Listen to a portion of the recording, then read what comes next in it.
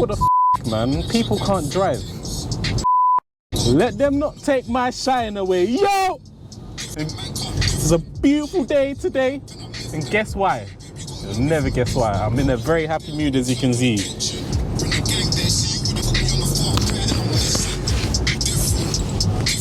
We got microphones, baby, yeah! I am excited. Listen, if you lot actually knew how long I've been waiting for this. So yeah, I'm happy. We're moving up in the world, yeah! So yeah, we're just on the way to meet up with two people actually, which you'll find out very shortly. I'm not gonna talk too much in this one. I'm not gonna lie. I'm gonna try not to make the introductions as long. So yeah, we're gonna head there straight. I'll catch you shortly.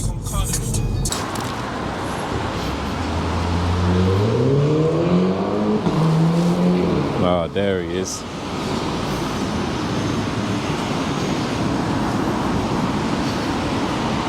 Yo, what's going on, brother? You right, yeah? Yeah, good, you? Yeah, man. Sorry I kept you waiting a bit. That's cool, man. I was about to phone you about 10 minutes and be like, yo. Oh, no. Literally, I don't know if you heard my guy, but he's literally just, he flew down there because he had to turn around and he's coming in now, so. That's cool, man. Yeah. I didn't even catch your name, bro. Tiva. What's it? Tiva. Okay. Yeah, there's so many of you lot in the group to remember, fam. There's so many. So this is Tiva, one of the Slump City group members. Yeah, he's gonna be helping me film today, and like I said in one of my last videos, I wanna do a whole episode on that whole group. There's so many of them, so you'll capture this soon. But yeah, this is 325i. Yeah, it's just clean still, just lowered. Obviously you've got the hard top there. Yeah, you can't go wrong with that combination still. These are future classic. Same, filling up for the day, yeah? What's going on, you good? Yeah, I'm alright still, long time. Oh man. What are you saying, whereabouts are you coming from? Oh, that's not far still. It's not far still. Saying ready for today, yeah? Yeah, man, where we going? Just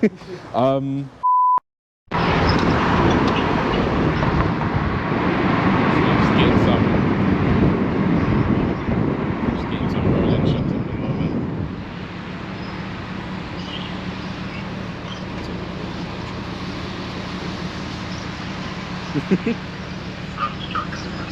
Nah, trust me.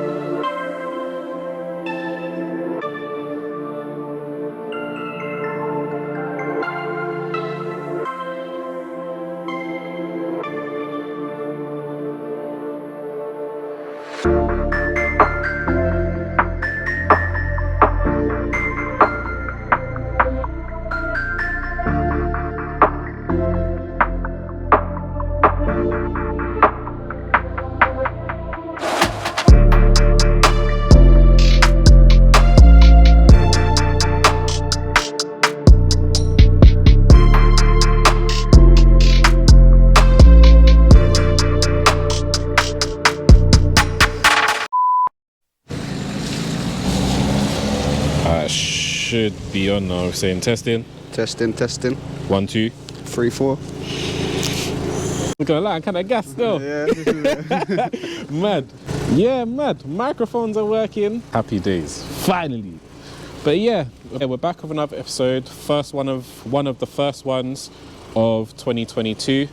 So I hope you guys had a happy new year. Yeah, kicking it off with Sean's TTS. So obviously we was having a brief conversation earlier and you was going on about how this was front wheel drive for a few months. Yeah, so the Haldex clutch pump was gone. I didn't notice at first when I first bought the car. Okay. So I eventually managed to work it out that I was getting too much problems with my traction.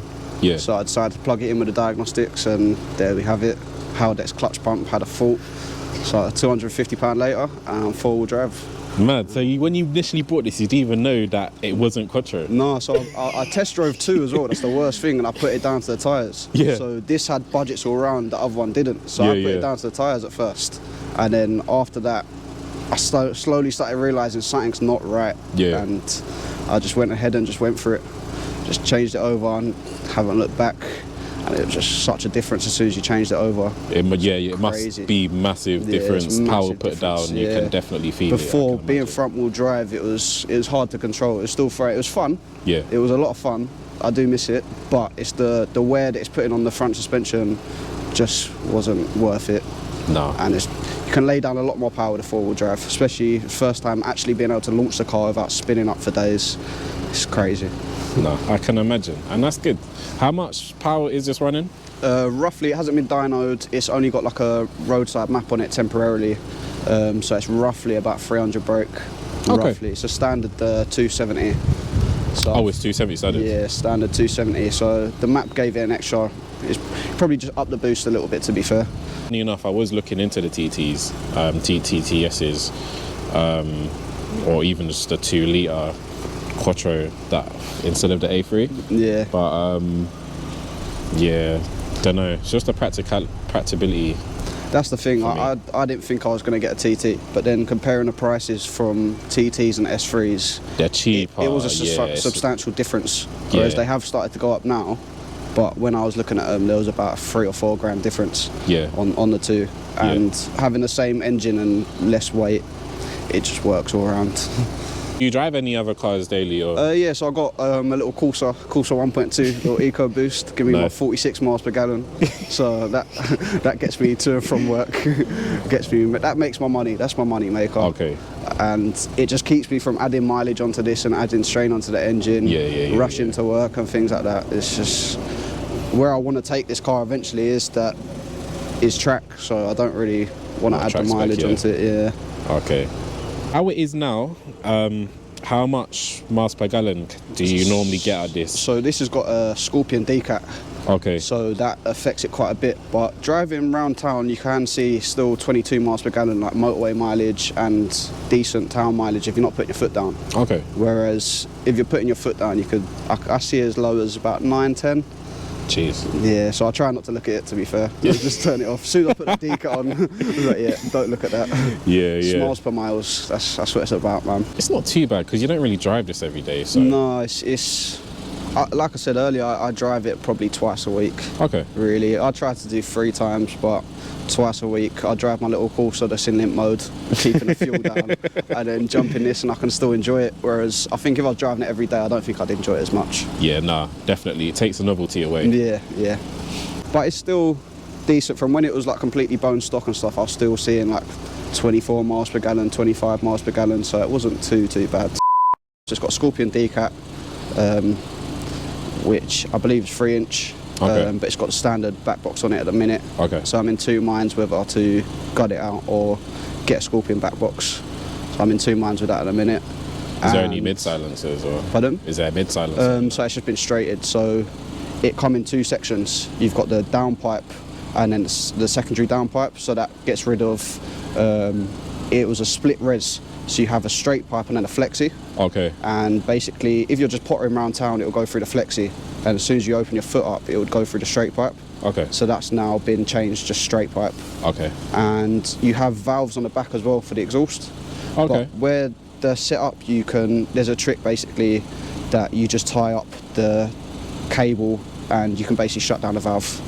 So I've done that, shut down the valve, so I basically haven't got valves. So it's just always open, basically? Yeah, always open. But it still works. Pottering around town, I can still be quiet, and then as soon as I open it up, you know I'm coming, kind of thing. But yeah, apart from the exhaust, I've got a forged intake, which is quite big. That made quite a substantial difference as well. And I've got, I believe, the 10mm spacers all around. Yeah, I was going to ask you if they were spaced out. They look a bit more pokey than the average. Looks nice though. I like how it sits. They were the space off my Golf R, so I saved them and just chucked them on. And also, I had to upgrade my gearbox oil cooler. Okay. So I had a bit of a mad night. I was going at it a bit too much, and somehow blew a hole in my gearbox oil filter housing. So I lipped that back, basically got a racing line performance one housing, and basically upgrade the radiator which sits on top, which I'll show you later, to basically a TTRS one. Okay. So it's ever so slightly bigger, so you can just add extra cooling so that I don't come across that kind of problem again. Yeah. Because that's what caused it, was just overheating. Okay. Yeah, overheating and just crack the housing. And apart from that, I think that's about it for now. Honeycomb grille, blacked out everything apart from the mirrors and the wheels. Next steps are probably wheels and brakes. I've kind of destroyed my wheels in the last couple of weeks. Oh, is it? How's that? Yeah, one was for a width restriction, just weren't paying attention. And the other one was, I thought it was 2 lanes. So I was on a bit of a run and thought I was going into 1 lane, going into 2 lanes, but it was really 1, so I had to kind of mount the curb, and yeah, that was a bit of an amateur move, but it's all in the fun of it. It's all in the fun of it. How long have you had this for? So I have had it for 8 months now. Okay. Yeah, 8 months, and I try to do my oil changes every 6 months, just to keep it fresh. Obviously, when I go bigger power and things, then I might start getting a bit more regular. Yeah. But definitely next is going to be wheels, big brake kit on the front, and I need to rebuild my fuel pump, which is the main thing to go stage 2 plus. High pressure fuel pump? Yeah, high pressure fuel pump. So I just need to order the bits up and rebuild it, and then hopefully get myself booked into Artec and get them to do my health check. And okay, you're going to go to Artec. Go from there, yeah. That's the best from what I've heard. They're not going to overpower your car. No, they look after you. Yeah, they map it to your car spec. So yeah, it's the best place for these engines. I don't want to go somewhere that isn't really reputable for it, kind of thing. Yeah. So you definitely just want to play the safest option. Yeah, like knowing that you're going to get the best of the capability out of it as well. Yeah. I know a lot of people that have used them, and they know the engines like the back of their hands. No, they do. Shout out to Artec. Definitely. That would be it for now, apart from little things like oil catch cans and things that are just going to help me along with cooling, like a bigger oil cooler. Yeah. It's safety. That's what I've come to terms with, is working on safety, that the car's going to look after you. Obviously, you can never put your full trust into a car, but as long as you start throwing money at it, it's going to help it ever so little. Yeah, definitely, because I mean, you can't really chuck a bunch of money in upgrading a car and then you're not maintaining it very well. It's just defeats the whole purpose. That's it. That's kind of what I learned from the Golf kind of thing, because I would say this is the first car that I've properly modified. Okay. So the Golf was mapped and it had the back box gutted out and things like that, but I mainly looked at how it looked with the Golf, whereas now with this I'm focusing on performance, and rather than looks at first, I'd rather sort out the looks later on. I can agree with you on that one. I used to do the exact same as you. I feel like it's an age thing. Yeah, I think once you start getting to that point and you've experienced certain things, you kind of know what you're doing. Yeah. Although I wouldn't say I know exactly what I'm doing, but I've got a rough idea, I've got a plan, I've got a list, I've got things that I need to check off and things I need to do before I do other stuff. What are you saying? Do you want to go out for a drive? Yeah, man, let's go. Sweet. This has a bit of overrun on it, innit? Yeah, I think it's where it's running quite rich. Oh, okay. I think that's why. Where the decat's not mapped to the car yet. Yeah. I think it is just throwing too much fuel in there. That's the one thing I don't really want, is pops and bangs. I like the overrun, like a bit of natural overrun, but I think I'm past the point of pops and bangs. Definitely an age thing. Yeah, like I don't mind the odd one and a bit of flaming and stuff, but I prefer the natural, like the RS kind of overrun sound. Yeah. But yeah, this is kind of stiffer than I expected it to be. Yeah, it is, and that's all down to the mag rad. So if I turn it off, I'll turn traction off on. You can slightly notice the difference. Whereas as soon as you turn that mag rad on, you can feel everything. So explain to me a little bit about this mag rad. So I think my knowledge of the mag rad is that it has magnets sitting on the top of the suspension. Oh yeah. So when you turn it on, it activates that magnet and kind of draws the suspension up more, I think. Okay. I'm pretty sure it'll be two magnets then. There'll be one on the top and one somewhere, possibly even at the bottom, and it just kind of tightens it up fully. Okay. But I'm not too sure if it will. I haven't actually looked into it. But it's definitely its own sort of coilover. Yeah. Definitely, like, from turning it on and off, you can just feel the difference straight away. You start feeling everything in the road. And it does stiffen up the steering quite well as well. The steering I don't know too much about the Mark II TTs, but I know in the Mark I TTs, the steering was quite heavy on those. Yeah. Does that same thing kind of apply? Not as such. I don't think it's that heavy. It's like my Golf was lowered by about 10 mil. I'd say it's on a similar kind of level to that. Okay. And that was probably after I put 19-inch wheels on it as well. But I wouldn't put 19s on this. Nah. I think it would weigh it down way too much. And 19s on anything, really and truly. Yeah, like, I mean, except for maybe, I know some of the Golf R's and, well, all of the Golf R's come with 19s. They come with the 18s as well. Oh, do they? Yeah, but I think it's the Patoras, I think is their name, I'm not sure. But the 19-inch ones are usually the ones that people go for. 19s just weigh the car down. Yeah, that's the first thing that I got told about this was if I was going to go 19s, they have to be like kind of track spec low weight. Lightweight, yeah. Yeah, because you're just not going to like it whatsoever.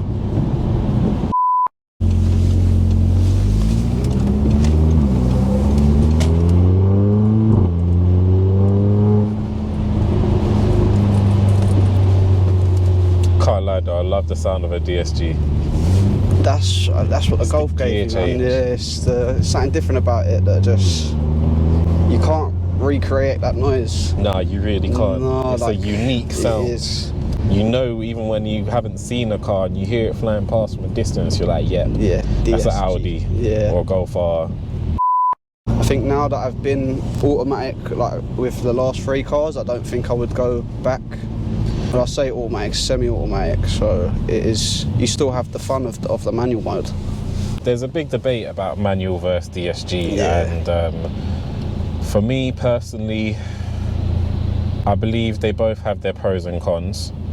Obviously, with the DSG, it's just there and it's quick. Yeah, it's acceleration. You know, you pick up speed more, but obviously it has its cons, so when it goes wrong, it goes wrong. And it's expensive as anything. It's expensive, yeah. And you can get bored of it more easily than manual, I can assume. Yeah, definitely, because it's more... a lot of people like to say it's point and shoot, especially with a 4-wheel drive DSG. It is point and shoot, unless you work around that. I personally just think it's down to personal preference. It's not really which one's better.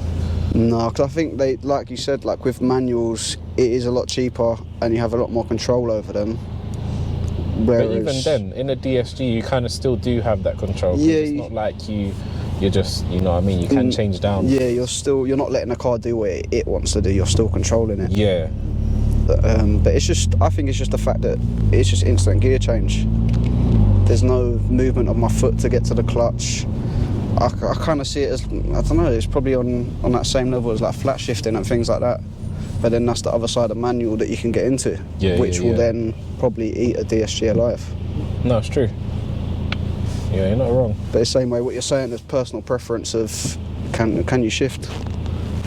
Yeah, a lot of people that can't drive get DSG. Yeah. Allow it. I can drive, I swear. I started on manual. I wasn't putting that No. Oh gosh. No, I love manual, to be fair. Like, I do find manual really fun. Like, especially when you've got a clutch there, you can feather about with a clutch. Yeah. Like, my daily's manual. Like, I still have a little bit of fun with it, although it's nowhere near 100 brake. The thing is with manual, they've got so many variants these days. Yeah. You know, quick shifters, you weight in the gear knobs, all that other stuff. Exactly. So if you really can shift, you can shift just as quick as not just as quick obviously, but you can get close to a DSG. I've seen it. I've seen manuals beat DSGs, and yeah, there might be a power difference or whatnot, but there's still that satisfaction behind it that I've just beat a computer. Yeah. Kind of thing. Not saying that the car is a computer, it's being driven by a computer, but like the gear changes are computerized. Yeah. So I have no control of how quick my gears are changing. Whereas you have to give it to some of these manual drivers, they can shift. They can put them DMO shifts in and them DMO shifts, boy. Yeah. Oh my days.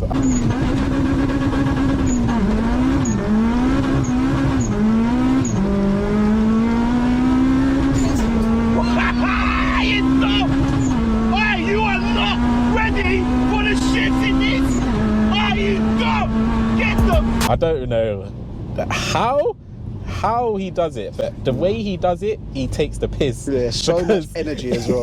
He's dancing with it, literally. Yeah. That's where I think levels. it comes to comfortability. Like, he's comfortable with shifting like that, so that's his prime to shift. Whereas you might get someone else down the road that has to be really serious with it or really focused on it. Whereas, like you said, he can just dance around it and just go through them.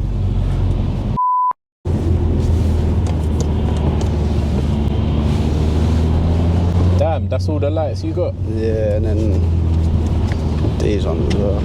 That's deep. Yeah, they mug me off. Are you tired of your bulbs looking as dim as Christmas lights in a Jehovah household? Need brighter lights in your life? Well, say no more. Better Bulbs has you covered. Link in the description. Terms and conditions apply. There isn't any. The best decision you'll ever make.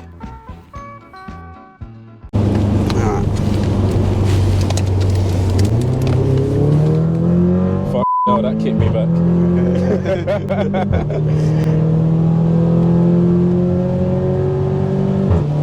Mad. It just keeps going. So I'm saying, just don't drop off. Bloody hell, gratitude, it just doesn't stop. See how the Quattro just holds itself down as well. I always say this every time I'm in something Quattro or four-wheel drive.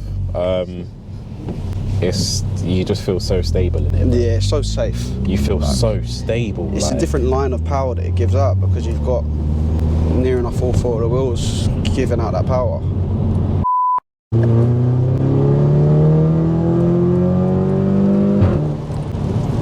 So that's third gear. Mad. Nuts. You know when you're just like so relaxed? Yeah. It's like the power is there and you're feeling it, but it's just like I'm just chilling right now. Yeah, there's no struggle to lay that power down. There's no struggle to hold that power in a straight line. Yeah. There's no struggle to even throw that power around a corner. I can definitely see why people go for TTs as tractors. Yeah, it's definitely very aerodynamic, very light and stable. It's just like I said, if you roll them, you're done for. Yeah. But that's why it's all about the safety, man.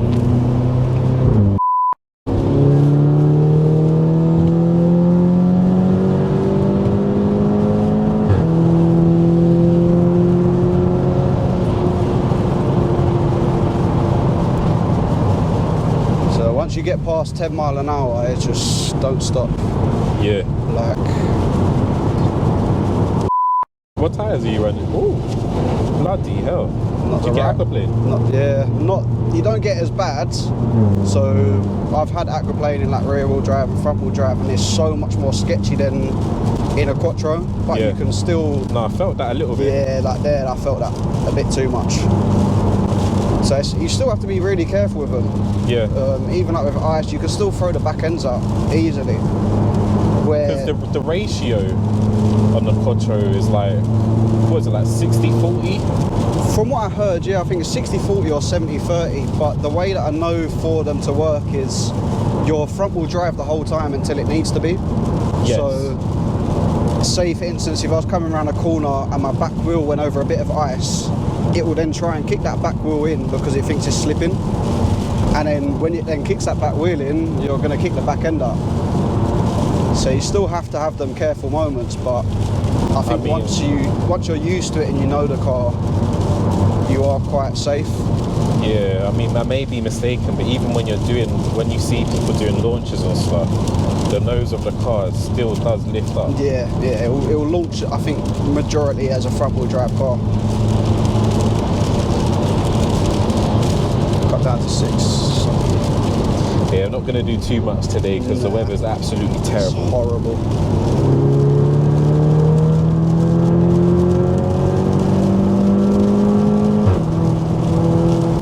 But still. Still holds it down.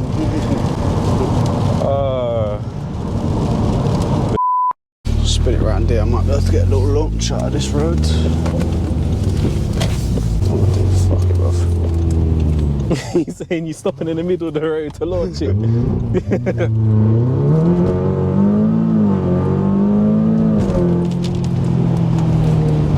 Bruv, that just, it's insane. And it's wet. Acceleration, given the weather conditions, that is rapid. Love to know my 0 to 60. You know what? Definitely. Some point in time, I'm going to start introducing a 0 to 60, but I want to do it properly. Like, for example, like officially guess how he does it with the computer and the machine. He's got his leaderboard set up quite well as well. There's no point doing it off a timer on your phone or anything because it's not accurate. You're never going to get the right time. Never. I think that's the best thing for it though. It's just watching how other people kind of play it, and it's nice to see people compete. Like, yeah. Everyone loves it. I like how he has the different categories as well. That's what I'm saying. Four-wheel drive, rear-wheel drive, front-wheel drive. It makes sense because you can't put them in the same leaderboards. No, you really can't. I feel like he's done it kind of how Top Gear have done it. Yeah. But probably on a better kind of scale. More of a realistic scale because no one's really going to go around a track and time this off. No. But everyone's going to do a 0 to 60. Yeah, everyone wants to know their 0 to 60. And I feel like being in this country, that's what everyone fights for, is the 0 to 60. Yeah. I feel like people do worry about the 100 to 200 kilometers. Like I will be worried about that eventually and start trying to time myself on it. But I feel like more people are it's who can get away from the lights quicker. We've got so many lights in this country. It's about, as soon as that light goes green, who's off the line. Yeah. And given the roads as well, you can't, being in London, given the roads that are in London, the vast majority of them, you can't really do anything more than 60 if you can even do that. It's the same way, my dad's always said to me, you don't need nothing with the power that I have kind of thing for these roads. But he's right. He's not wrong. I mean, don't get me wrong. Obviously, I understand why people go for big power when they have, you know, like quattro cars and you know what I mean. But like, I know why people go for more power when they have a car that is quattro. Yeah. But given that, you don't really need it. Nah. However, I respect the fact that you are building something that is capable. No, for me personally, I'm kind of trying to compete with the M-Power cars and the AMGs. That's what I'm trying to compete with, and even the RS and the Audis and stuff. Yeah. because as soon as I can start beating things like that, then I'm happy with how I've spent my money. Yeah, I mean, rear wheel drive and stuff, you can chase that power as well. Yeah. 100%. When it comes to front wheel drive, you're very limited. No, yeah, though, definitely. because otherwise you're just gonna spin. By the time you can lay that traction down, you're at high speed anyway, which is why we love our rolling races. But exactly like you was just saying though, a certain power, I'd say roughly around 300. Anything more than 300, you don't need on London roads. Nah. Anything above that, you're just chasing that. Yeah. Just, you know, for fun. Basically. Yeah, you're just chasing adrenaline, which... And don't get me wrong, I would love to do a big power build one day. When the time's right, when the money's right, I would love to try and get to like what all these guys are doing with like 1,000 brake cars and I'd love a drag car, man. I watch a lot of American drag racing and stuff like that, and I just get so into it because they're so dedicated to their builds. Yeah.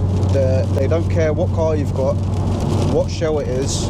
They just slap a nice big engine in there, run it up, map it up, and off it goes. Take that car off the back of a truck, line it up on a road, and they're having it. And I'm flooded. Yeah. Day is done, man. Done. The day is done. It's dark, it's raining, rush hour traffic, so yeah, it's a bit dead, but I think we're gonna call that a day now. Yeah, I hope you guys enjoyed the first video of 2022. Sorry for the quality right now, it's a bit dark, I know, but yeah. Expect a lot more from General as we progress into the year, as we get more equipment and so forth. And I can't wait for it. Is this mic still on? Yeah. Is yours still on? I think so, yeah. Yeah, it is. But yeah, expect a lot more from it. Yeah, shout out to Sean, man, honestly. Big up, man. Thank you for having me, bro. Always a pleasure seeing you. He ain't a stranger, so yeah. When you obviously start to get the car stripped and do all your plans to it, you're definitely gonna see Sean back on the channel. 100%. That's about it, yeah. So thank you guys for watching. I've been Kyerizzle the General, you've watched General Scene TV. Make sure that you do like and subscribe to the channel and give it a share if you can. That's us.